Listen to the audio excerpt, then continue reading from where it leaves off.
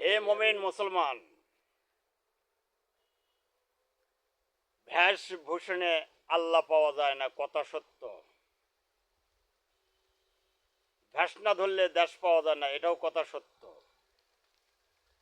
যদি ভেষ থাকে তার দেশ আসবে, আর দেশ আসলে সেই স্থানে পৌঁছবে। তাই ভেষকে ফেলে দিও না এবং ভেষকে দুর্নাম করিও না। ভেষভূষণে আল্লাহ পাওয়া যায় না, কথা সত্য, কর্মও লাগে। কর্মই ধর্ম, ভেষও আসে তাত। ভেষ চুলদারি মোচ কর্মগুণে আসে, তাছাড়া কিন্তু আসে না। যেমন বয়াতিরা চুল রাখে গান গাওয়ার, তাদের দেখলে বোঝা যায় তারা গান গায় বয়াতি।